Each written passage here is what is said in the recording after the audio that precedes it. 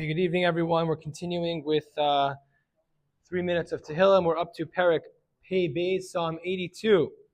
So in this Mizmor, we begin by saying Mizmor La'asav Elokim Nitzav Ba'adas Kel, that Hashem stands in the divine assembly. What does it mean to be an Adas Kel? And then further it says B'karev Elokim Yishpot, that in the presence of the divine, they pronounce judgment.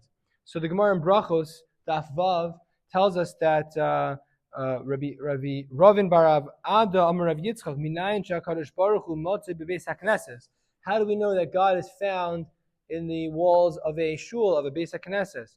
And then it quotes our pasuk that in Adas Kel, in many shuls, if you go around, I don't know if there are any statistics, but many shuls, Agudas, this, Adas that, it's very, very common that Kehila this, right? An Adas or an Eidah is very commonly referred to a Beis HaKnesses. But then the Gemara continues and says, Uminayin la'asar shemispalin. How do we know, even if they're not in a shul, but how do we know if 10 people are davening, 10 men or a minyan? Sheshchina imam, that the Shechina is with them. Shenemar Elokim nitzav ba'adas kel. This is also an Eidah, an Adas kel. And then it continues and says, Minayin sheshlosha, 3, yoshvim bedin, that people are trying to find truth, trying to find justice in this world, sitting as a beis din, again, b'karev elokim yishpo, that they utter a verdict with 3 people. And then it goes even further. How do we know that 2 people, sheshnaim sheyosvim ve'oskim b'torah, sheshchina imam, 2 people learning Torah, how do we know that the Shechina is with them?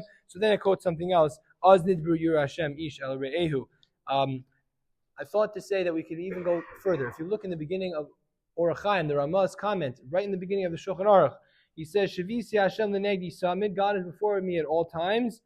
Klal goldo b'Torah. This is a great principle of the Torah. Umaylas tadikim asher horchu l'fnei Elokim, that they feel that they're walking in the presence of God. And he says that if a person knows that there's a melech, there's a king watching them at all times, then they're gonna act differently. And he says, Achas kama v'kama, even more so when it comes to the King of all kings. If you know that God is with you, then you're going to be acting differently. So many people think, okay, this is it's that God is confined to the synagogue. God is when you're learning Torah. God is when maybe I'm davening with a minyan. It's not true. God is with even just 2 people learning. God is even just with one individual, one person. Shivisi Hashem lenegdi saman. Hashem is with us. Now maybe you'll think, oh my God, that's really, no pun intended, that's really a lot of pressure. So it depends on your conception of Hashem. If you feel God is some overpowering egomaniac that just wants to beat you down and make sure that you're